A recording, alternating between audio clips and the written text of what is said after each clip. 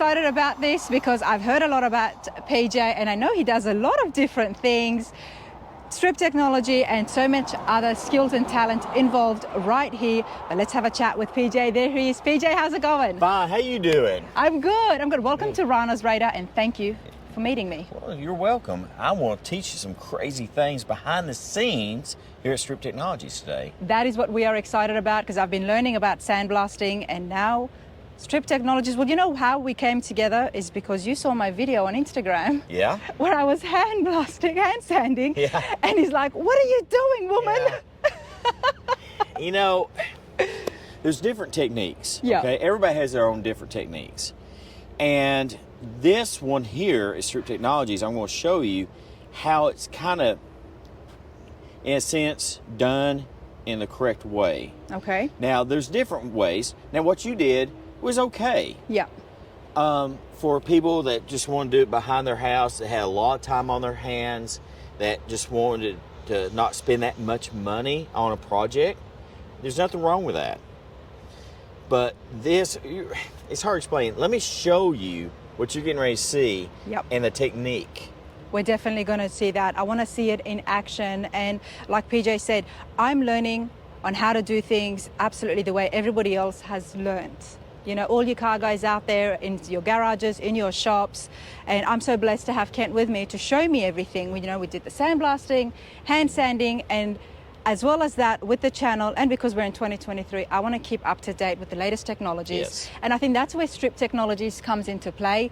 But before we get into that, PJ, we want to know about you. Oh, well. Let's have a walkie. So this is your shop right here. Yeah. This is one facility. We got two of them. And I'll explain to the audience about the next one, the other one, but not right now. This is Strip Technologies. And listen, guys, how we started this, my dad started this business in 1990 because he used to build rods back in the 70s. And he was there. He was DA and stripping and chemical stripping. And he was thinking, it's got to be an easier way to do this. Then he would go down to the local place where they sandblast tombstones and get little things sandblasted. Mm-hmm. Well, then he found this technology because he's an ex-military guy. They used to use this certain kind of material in the military to strip airplanes and helicopters. Okay. It's with plastic media. Plastic media. Plastic. Not sand, not glass. Sand. Nope.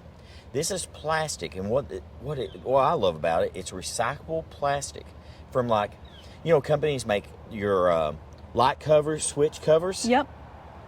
They'll have a whole bunch of run of them, and something goes wrong. Well, they're going to do all this stuff. There's so many companies that people don't realize that makes plastic parts that mess up, and they got warehouses full of all this just junk plastic. Well, they can't really use it. So this other company goes in, buys it, they grind it up in certain kind of shards, a certain technique. It's just not ground up. They actually got a microscope and make sure it's got these shards everywhere. Wow. So they make this different size plastic media. And what the plastic does, it's called a cold blast. It doesn't warp at all. There's no heat. No heat.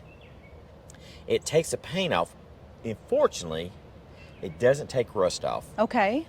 So that's where you'll use a certain kind of abrasive. Now, rust is a big factor. When restoring classics, barn finds, there's always rust involved. Oh, yeah. So there's always rust involved. And now, let's just dive right into this. Why would somebody want to use this first if they know then they have to redo it again with the harsher stuff? Well, it's about keeping it not warping anything. Okay. And if you're restoring a vehicle, some guys, the top tier guys, it's kind of funny. Mm-hmm.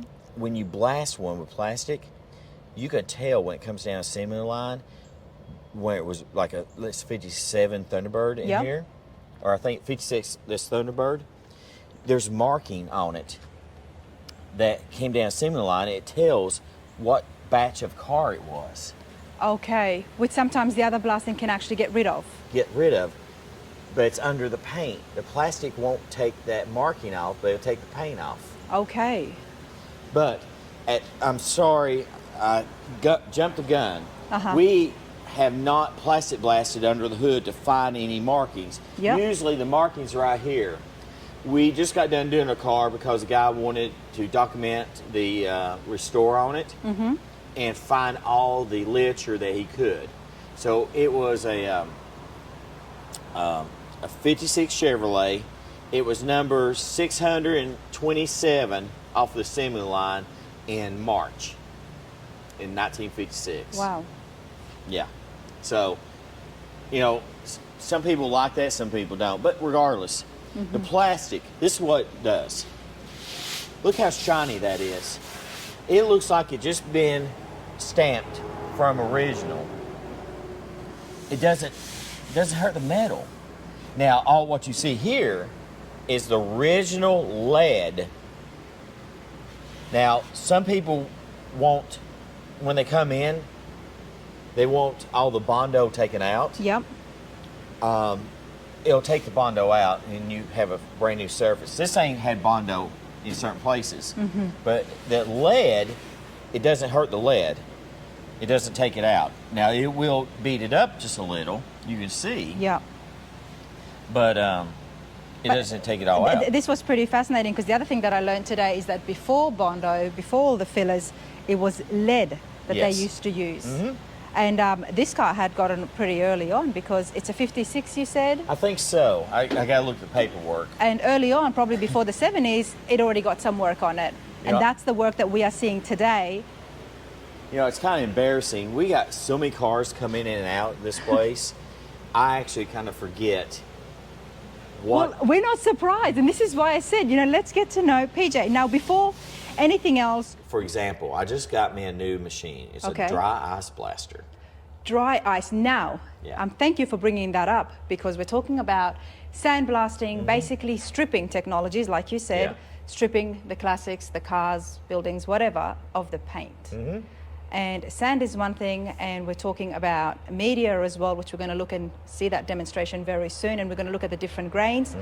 But now we've got dry ice blasting. Dry ice. And let's dabble just a little bit behind that scene right there. For example, let's walk over here. Now, the dry ice machine, it's like a sandblaster, but it uses dry ice. And there's different pellets. And why dry ice? It takes off, it's designed for taking off grease in restaurants and stuff because it doesn't make a mess everywhere. It'll blow the item off of it, or the grease or whatever off of the item. But it doesn't make the smell and the dust or nothing.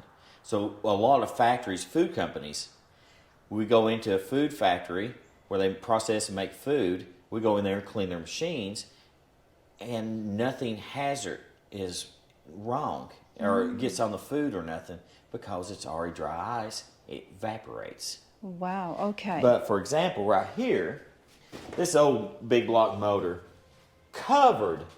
absolutely covered with grease. I dry ice blast it. That's feel that. Can you feel that? Zero residue. Wow, as clean as anything. Zero.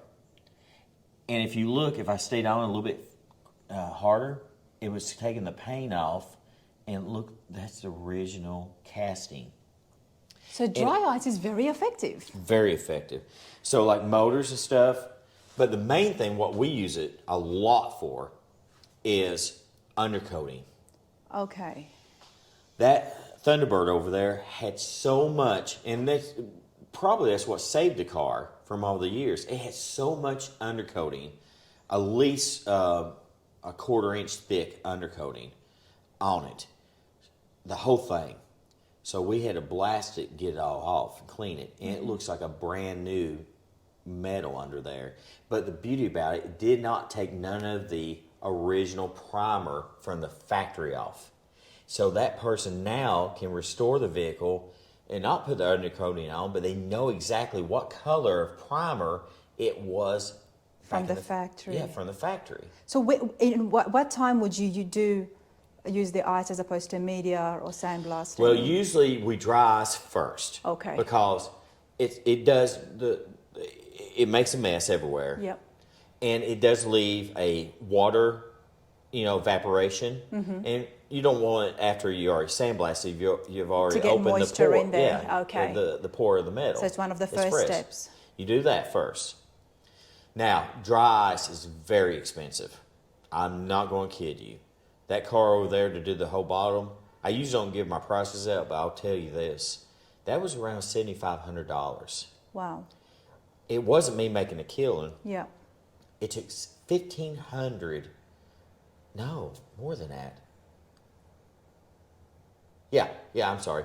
1,500 pounds of dry ice to do that. And it's around $2 a pound. Okay. Think about that. That makes sense, exactly. But the thing about it, you can't reuse it. Unlike the sand. Not like sand or plastic media. Or even the plastic media. You can't reuse it. So it's a one-shot deal. But for people out there who do have a very, very rare vehicle, Very rare. if yeah. you've got something that is very rare and you need to be as gentle as you can, because I think the first time I came across it is Bobby had one that he Yeah. wanted to dry Mustang. ice. The Mustang, the red Mustang. Yeah. And he did that just to on the undercarriage to find out exactly if it was that rare type of Mustang, which it was. And his car wasn't as bad as this one. Okay. So that one was probably the worst one we ever did. Mm-hmm. It was just caked on there. I mean, they must have owned the machine Right. and the material, so they didn't have to pay for it. They just went to town. But that's what saved the car. That's what saved the car. But anyways, let's step forward here. Dry ice. Dry ice. Then we'll plastic media blast it. The plastic will take off all the paint and all the other residue. Plastic is great for aluminum and stainless and things that you don't want sand to get down in. Mm-hmm. Example, motors. I plastic blast a lot of motors because the plastic, it just does. It's plastic. And God forbid, if some plastic got down in the motor, it's not going to scar it as bad. Or sand might. As sand. But and then at that point, we take off all the paint and everything with the plastic. It won't take the rust off, but we'll move it over into the other booth that we're getting ready to show you a kind of media that we custom make here. We kind of add a little bit more different stuff to it, but it's really fine. It's equivalent to 180 grit sandpaper. Let's go over there. Yeah. Let's go. The other things that happens here at PJ's and Strip Technologies, you do a lot of cutting of the windscreens as well. Oh, the windshields. The windshields. Yeah. Now, I do this just for custom cars only. Yep. Where you have to chop a top on a vehicle. Now, something that PJ has not even agreed to 100%, which I'm pulling his leg on, is that we might get him to do a bit of work on my 72, especially when it comes to some of those custom work. Well, we're thinking about it. We're thinking, we're talking but about my it. problem is finding the time. Everybody wants a piece of PJ. I know. Well, can you blame everybody? You do everything. Let's have a look here. You've got a couple of sheds in front of me. Well, let's talk about the glass. We didn't finish up on that glass. Yep. So a custom chop top vehicle, you have to cut the glass down. So what I do, I have a certain technique. I can cut the windshield down. Without cutting the glass? Well, you cut the glass, the windshield with media. I tape it up and then I'll cut it out. And then, you got it and you got a So you're front telling me windshield. that this media here is so strong that it will actually cut the glass? Oh, yeah, definitely. Well, it's how you adjust it. Because it's too strong, it'll break the glass. Yeah. So you have to dial it in just right. Mm-hmm. So, like example, that windshield, the curvature, it's out of a Chevelle, a 69 Chevelle. But the guy loved the curve to it. He's building a chop top 57 Chevrolet. I know it don't sound right, but for the back glass, how he's designed it, it's a one-off custom vehicle. It fits perfect. So now at that point, I have a template. Now I got to cut it out And they're just not just doing it. Yeah. I got to find the center of the glass and measure it all out, tape it up. You blast it one side, you flip it over, blast the other. Then you have to cut the plastic out of it, because between the two glass, there's plastic. Okay. And the sand won't cut the plastic. So you have to, and then I take the glass, then I have a big wet belt sander that's designed for glass, a humongous one, that you sand the edges and smooth them, and Wow. then it's ready. So My mind is blown. How are you guys feeling out there? I dabble, like I said, little places here and there. So anyways, you want to see the plastic media? Yeah, let's do that. All right. Should I get my cowl hood in here and Oh, so let's see some things in action? Tell you what, if y'all can stay tuned, just for a few minutes, I have to recycle. See, we have to load the machine. Okay. So it's going to take just a few minutes. No worries, I'm right here. And We it's gonna might be even watch you do that. A little loud, but right here, I know it looks like sand, but that's plastic. Wow. Isn't that crazy how it feels? The colors is the colors of the paint?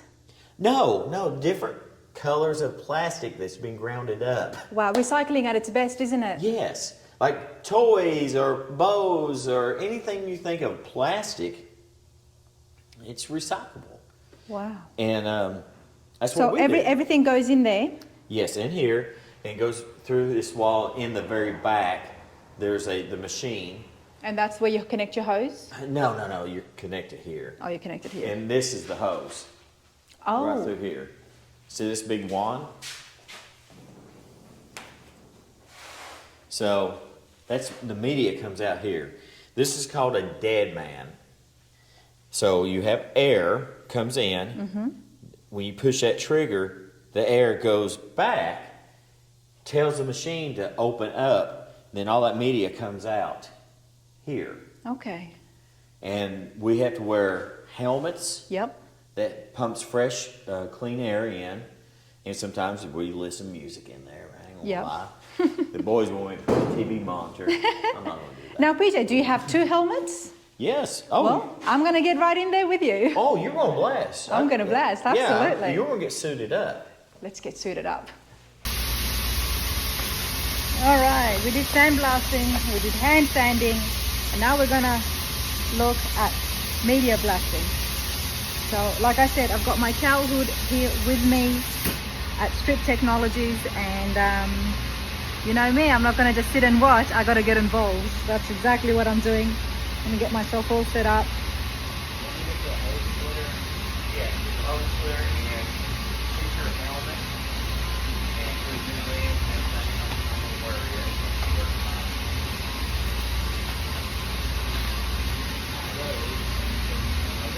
It's a tad big, just a tad.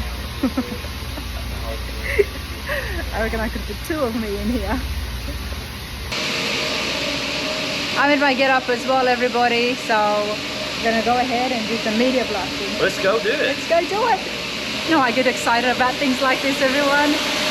Super safe. I know you guys sometimes get concerned when I just throw heads in, but we do have the respirators, we've got the mask, fresh air pumping through, so let's have a look. Here's the cowl. It's all original form. Nothing's been done to this. There's a lot of paint on it. There's rust. So we're going to see what we can take off with the media blasting and what's going to be remaining. Showing all of you right here. I've got a camera attached here so we can just see the process as it happens, and I think that's going to be pretty cool. So I'm going to get my stuff on. With your helmet on. Now I got to stick this somewhere. Yeah, start with that. All right.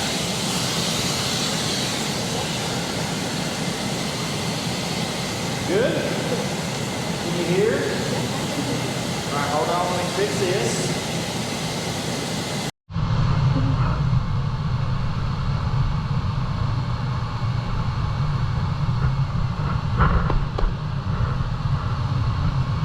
I will do it first Okay. to show you, Yep. and then hand it to you.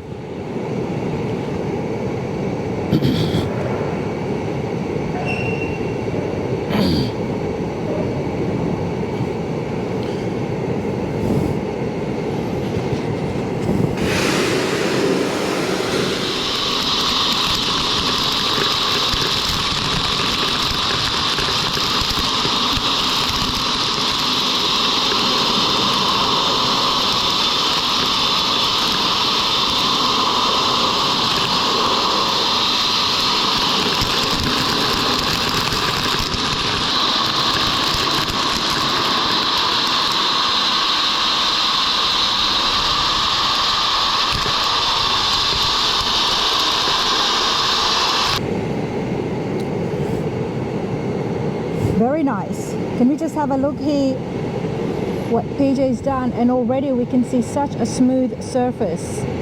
Wow, so shiny. So at this point, you saw it had Bondo in it.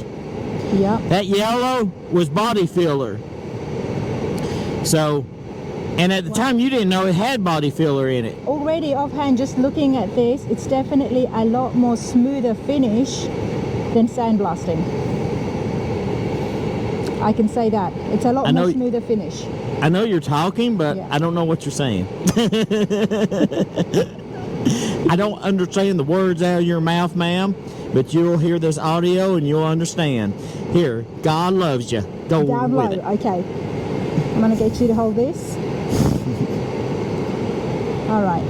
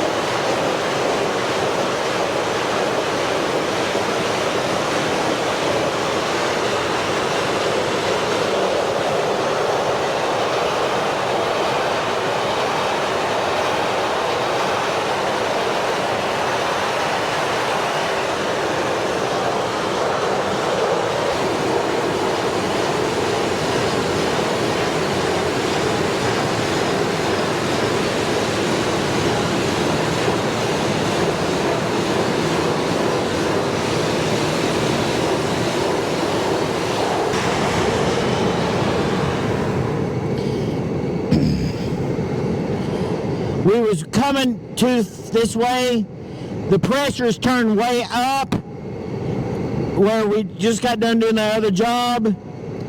So you have to adjust the pressure for every job.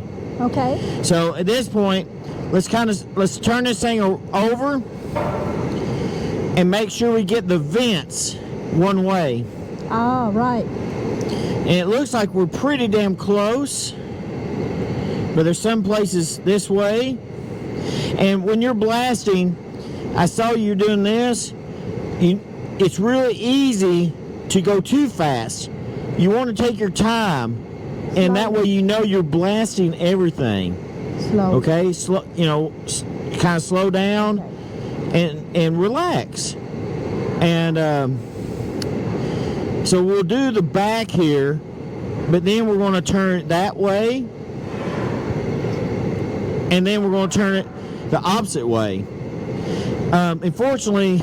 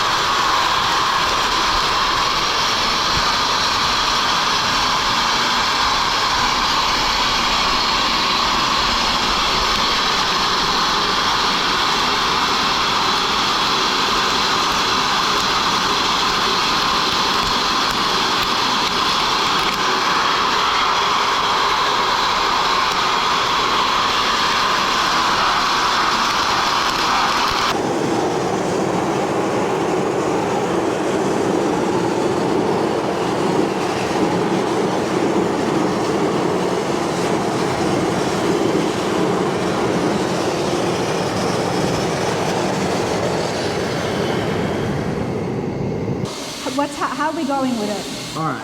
So at this point, you did great. Okay. You did awesome. And it's kind of hard to tell sometimes. Yeah.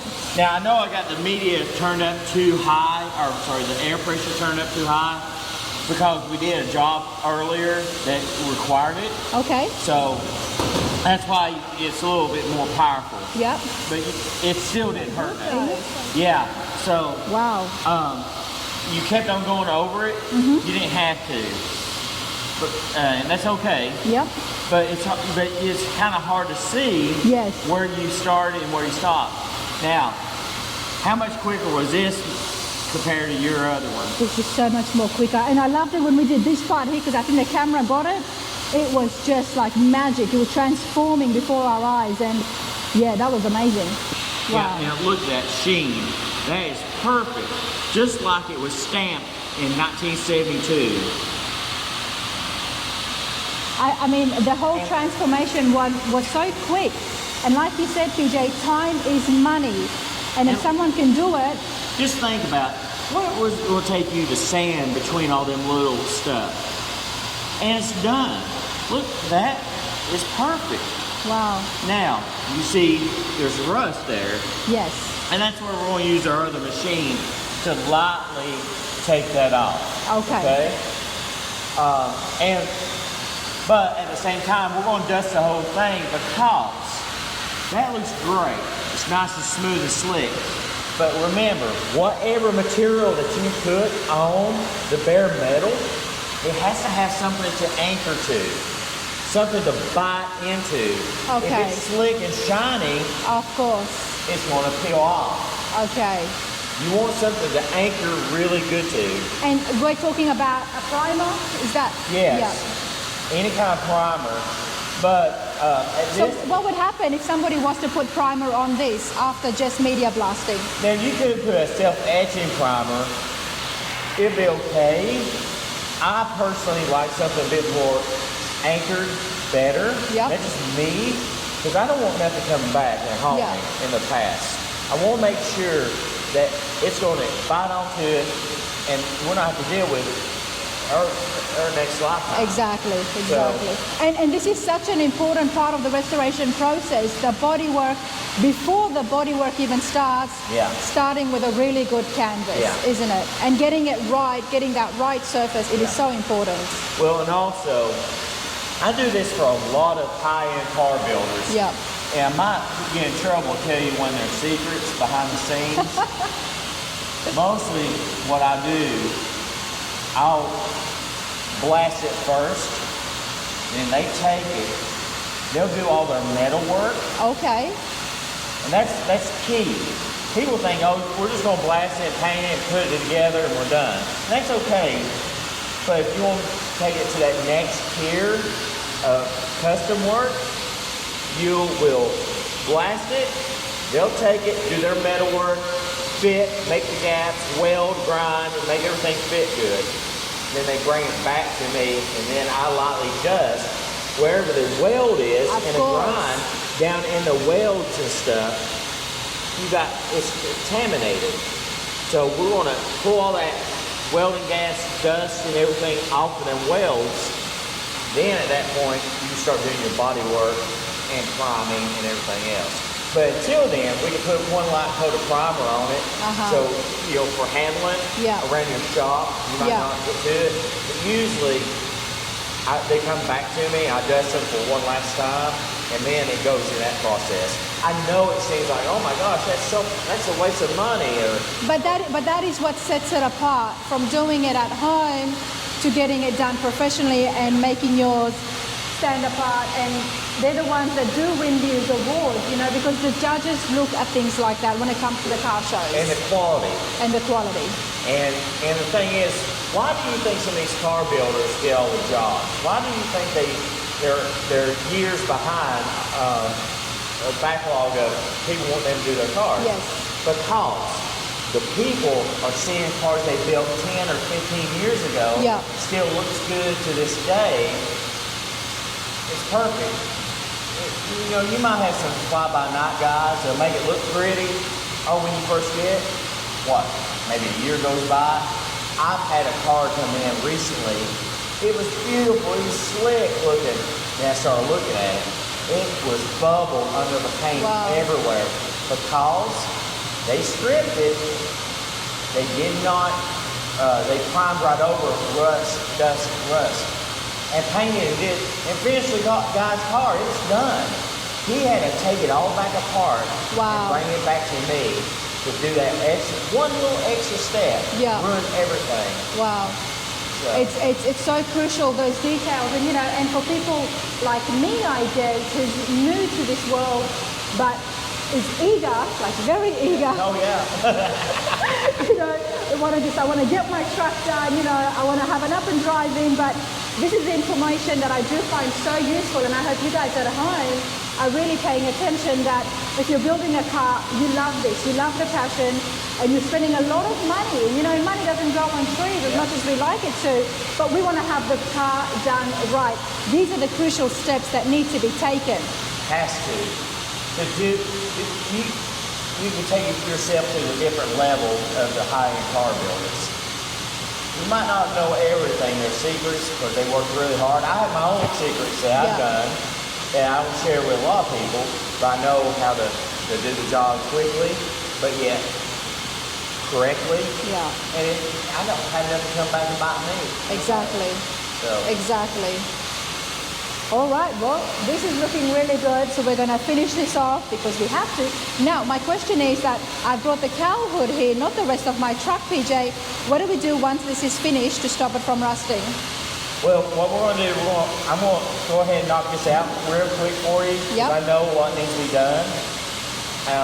And then we're going to take it to the next booth. We're going to lightly abrasive blast because we got to get this rust off. Yeah. Okay? Yes, we do. Now, you were telling me some things, and probably the mic picked it up, but I couldn't hear you at the time. This side's okay, but that other side... You got it, I think. Let's look at it. Oh, yeah, look. Oh, I did. Yeah, you got it. For some reason, I thought we might need to cut out that piece. It was that bad, but no. No, you got it. All right. So, we're going to do this, go to the other booth, and at that point, we can go ahead and prime it for you.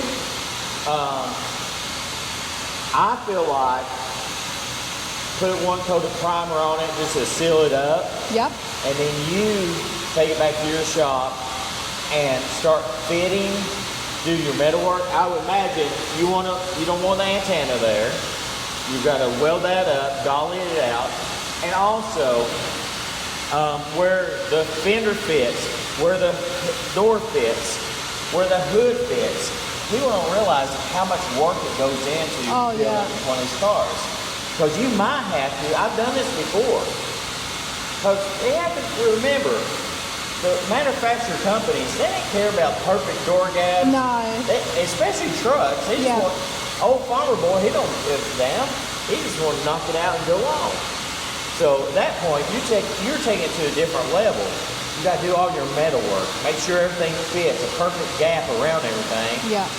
Then you're going to do your body, then I can adjust it in them areas for you. Or you can do it with your little blaster at that point. Because you're not really warping anything or getting anything crazy. Who knows? You never know. Who knows? Who knows? But all I know is this is going to be one cool looking truck. Oh yeah. And right here, this cowl hood, check it out here, because when it's finished, it won't look like this. Yeah, true. And also, I just picture something. You always take everything to a different level. Per se, if you was going to build you a shop top vehicle, you want everything slick and smooth. You won't cut all this out and make it a smooth cowl to make everything nice like I'm just saying, and maybe this might be out of the ballpark. Why don't you make this part of the hood? That's not a bad idea, because I've seen some pretty cool truck, and I'm going to quote a truck here called Texas Heat. I absolutely love that. I think it's a 66 C10. Yeah. So somebody's done that before? I don't know. I'm just saying. It looked like they had done it because the hood is very small. It looks like it's just been cut out from the front bit. But who knows what they've done. That is a very highly custom truck, and I've got pictures I'll have to show you. Because you would weld this to the back of the hood, and this would be the whole hood. When you open it, everything's nice and sleek. Yeah. It's smooth and One thing I know what I want with this truck, or what I don't want, is gaps. I don't like lines and I don't like gaps. Well, okay, so you want to make it all molded in a sense. That's the part. Do you do the fender to the cowl, or do you do the cowl to the hood? I would rather the cowl to the fenders. All right.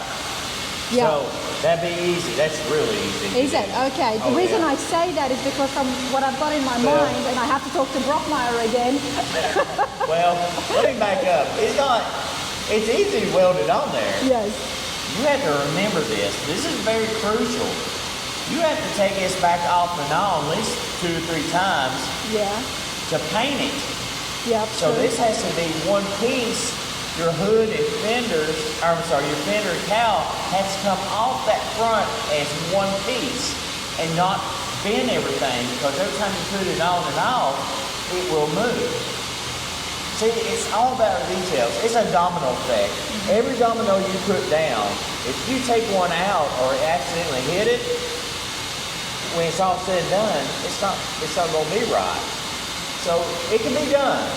It's a lot of nail biting and a lot of verbal abuse. You're going to be probably cussing it before the day's over. Why did I do this?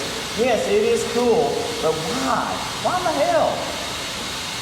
That's why I'm getting all the information that I can. That's why I'm talking to guys like PJ who've done some very unique custom builds. So they've played around with things like this to see exactly my crazy ideas, as Eric, my rendering guy, calls it. Are they just crazy, or are they actually functioning crazy? And that's where we're at, because the more information I get before we start doing metal work, the easier it's going to be for everybody. Yeah. And you know, everybody out there, do your research, talk to your people as much as you can, because once they start cutting and you start getting invoices, then you'll be doing the nail biting. And I just now noticed something. I'm looking down through here. This thing's dented. There's a good old dent in this thing. There is, because the car was in an accident. There was a fender bender on the right-hand side, the driver's side. You see down there? Yep. The cowl is bent right here. Yep. And that would be that side. That would be the side he got the hit. So this thing's been crunched. So at that point, you really got to do a lot of mental work.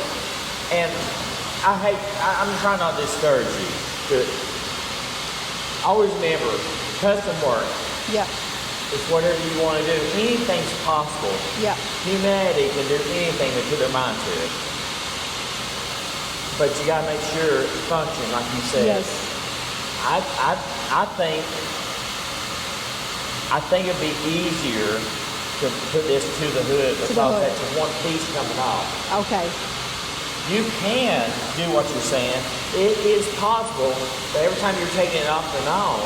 Yeah, you're taking this and 2 fenders attached to it, which is very difficult. And it's flimsy. Yeah. You can build a jig for it to hold it in place to take it off.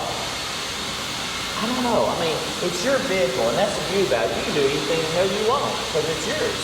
And you don't have to make it look like anybody that, you know. There's people out there, oh, that looks horrible. It doesn't matter. Hell with you. It's what you like. Exactly. And that's what we're going for. So, let's do that. So I'm going to let you finish this off while I put some new batteries in, but super fun.